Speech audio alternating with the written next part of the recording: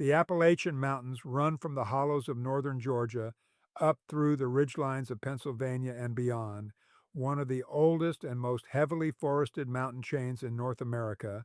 and also one of the places in the country where people live in the closest, most sustained daily contact with wild animals of every size, generations of families raised on land that backs directly onto genuine wilderness rather than any buffer of suburban development. Ask someone from this region what they fear most out on the ridge, and you'll hear the usual list: a black bear crashing through a campsite, a rattlesnake coiled under a rock ledge. Those fears are grounded in something real. But the confirmed record of what actually kills people across these mountains tells a very different story than the one most people carry around in their heads. Here are 7 animals connected to human deaths across Appalachia, counting down. This range has been home to organized human settlement for centuries, long enough that most of the obvious dangers, the wolf, the mountain lion, have already been pushed out of the region entirely through generations of hunting and habitat loss, leaving behind a very different lineup of actual risk than the one that would have existed here 200 years ago. What remains is a mix of animals that either never fully left, adapted well enough to survive alongside people, or moved in only recently to fill the gap those larger predators left behind, and untangling which of them actually deserves the fear it generates from which one has simply inherited an old reputation nobody has bothered updating, takes a closer look than most casual visitors to these mountains ever give it. Number 7 is the venomous snake, a category covering timber rattlesnakes, copperheads, and in the southern reaches of the range, cottonmouths, spread across the entire length of the Appalachian chain, from the Rocky Balls of the South up through the ridge country of the mid-Atlantic states, each species adapted to a slightly different stretch of terrain, but all sharing the same deep cultural presence in mountain folklore, showing up in old stories, hunting cabin warnings, and the kind of caution passed down so consistently it barely needs to be said out loud anymore. These are genuinely feared animals, woven into local folklore and passed down caution for generations. Grandparents teaching grandchildren where to step and where not to reach long before any of them ever actually encountered one, and bites are taken seriously by anyone who spends real time on these trails. But confirmed snakebite deaths across the region remain rare, thanks largely to how quickly modern emergency medicine responds once a bite is reported and how widely antivenom is now stocked across the region's hospital network, and the gap between how much this category is feared and how rarely it actually proves fatal sets the tone for almost everything else on this list. Number 6 is the coyote, an animal that did not historically belong to the Appalachian landscape at all and has expanded across nearly the entire mountain range over the last several decades, filling a predator niche the region had gone without since the historical extermination of wolves and mountain lions generations earlier, adapting to everything from deep forest interior to the fringes of small mountain towns with a flexibility few other predators have matched, thriving in disturbed and edge habitat that would have offered a true wolf or mountain lion far less opportunity. Coyote sightings near mountain communities generate real concern, particularly among pet owners and small livestock keepers, and documented conflicts with domestic animals occur regularly across the range, especially during denning season, when adults become more visibly protective near a litter. Confirmed attacks on people remain extremely rare, and fatal ones essentially unheard of in the modern Appalachian record, but the animal's unfamiliar presence in a landscape that hadn't hosted a wild canine predator in generations keeps public concern running well ahead of any actual documented risk. Number 5 is the domestic dog, and this is where the list starts pulling away from the animals people actually picture when they think about mountain danger. Fatal dog attacks occur across Appalachian communities every year, disproportionately involving young children and unsupervised contact with unfamiliar animals, often in rural settings where free-roaming dogs are more common and less consistently contained than in denser suburban areas farther from the mountains. The sheer number of dogs living in close daily contact with people across this region far outweighing every wild predator on this list combined, means even a small individual risk compounds into a real and confirmed toll. Most pet dogs across these mountains pose no meaningful danger to anyone, and nothing here is meant to suggest otherwise. But the animal curled up by the wood stove in millions of Appalachian homes is statistically responsible for more confirmed fatal encounters than the wolf, the mountain lion, or the bear that vanished from this region generations ago ever was in living memory. If you have had a real encounter with any animal on this list, drop it and your county below. People who actually live and work across these mountains tend to have a far sharper sense of the real risk than any general regional account pulled together from outside them, shaped by generations of firsthand experience with exactly this terrain rather than a single season of visiting it.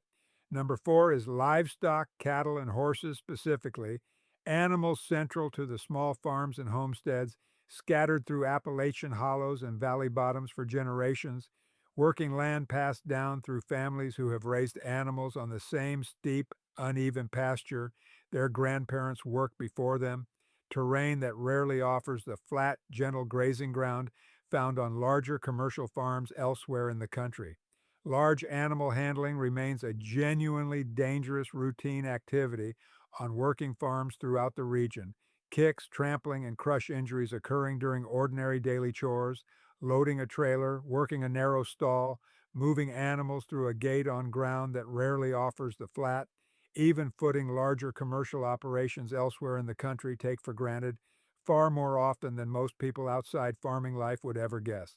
These incidents rarely make regional news because they happen quietly, one farm at a time, filed under accident rather than anything connected to animal danger, even though the animal involved is directly responsible for the injury every single time. Number three is the black bear, the animal most associated with genuine wilderness danger across the Appalachian Range, and the one most likely to generate a frightened phone call to wildlife officials every single season, a reputation built up over generations, even though the species itself has changed relatively little in temperament during that same stretch of time. Appalachian black bear populations have grown substantially in recent decades, with animals regularly moving through campgrounds, backyard bird feeders, and hiking corridors across nearly the entire length of the range. Sightings on trail cameras and doorbell footage becoming common enough in some communities to barely qualify as news anymore. Despite that density and that level of regular contact with people, confirmed fatal black bear attacks remain exceptionally rare, and most conflicts that do occur involve property damage or a bear raiding trash rather than any direct threat to a person. The animal generates enormous public concern relative to the almost negligible actual risk, a pattern that holds true across the entire Appalachian chain, regardless of which state's stretch of mountains a person happens to call home. Number two is the white-tailed deer, and here the mechanism has almost nothing to do with a direct encounter at all, a fact that separates this entry sharply from every predator and venomous animal ranked above it on this list. The Appalachian region's dense forest cover and narrow winding mountain roads combine with an enormous deer population to produce one of the highest rates of vehicle collisions with large animals anywhere in the country. Roads that curve constantly around ridgelines and hollows in ways that leave drivers with almost no warning before an animal steps out of the tree line, a risk concentrated most heavily at dusk and dawn when deer movement peaks, and driver visibility along these curving roads is at its worst.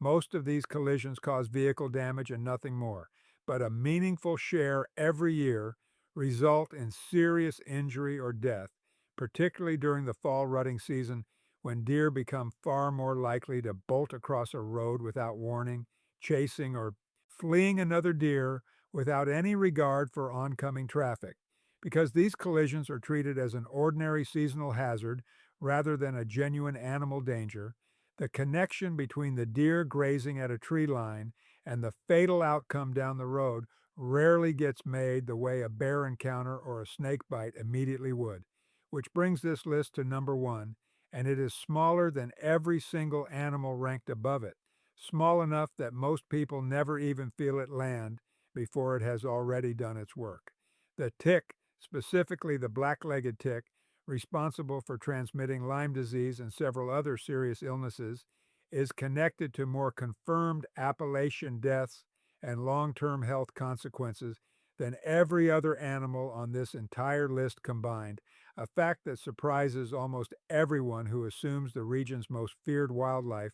must also be its most dangerous. The Appalachian corridor sits at the heart of the nation's Lyme disease burden, a consequence of the region's dense forest cover, its enormous deer population serving as a key host in the tick's life cycle, and a year-round outdoor culture that keeps hikers, hunters, farmers, and homeowners moving through exactly the kind of leaf litter and low brush where ticks wait to attach themselves to anything warm-blooded that brushes past. Patient in a way almost nothing else on this list needs to be. Most tick bites across the region never transmit disease at all, and most cases that do develop resolve completely with prompt treatment when caught early enough.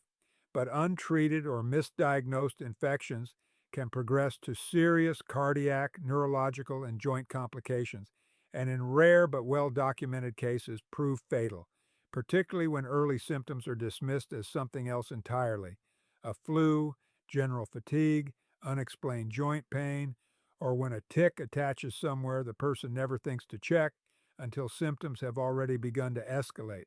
This is an animal nobody pictures when they picture Appalachian danger. Easy to miss entirely even during a careful check after a day on the trail, and that near total invisibility is exactly what allows the risk to go so consistently underestimated by the very people who spend the most time in these mountains, guides, farmers, and lifelong residents included.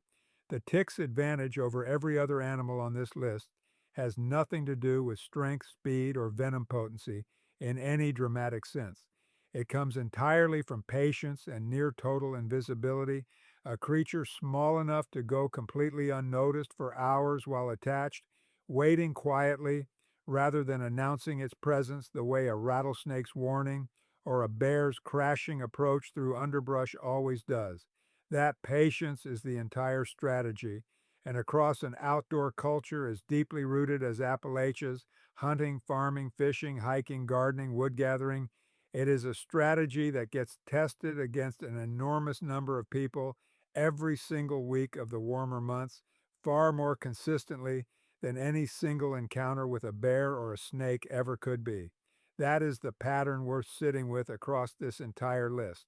The animals people fear most when they think about Appalachian wilderness, the bear on the ridge, the snake under the ledge, the coyote at the tree line, are real and worth genuine respect, backed by generations of passed down caution that isn't wrong so much as incomplete. But none of them come close to matching the confirmed toll of an insect most hikers brush off their boot without a second thought at the end of a long day.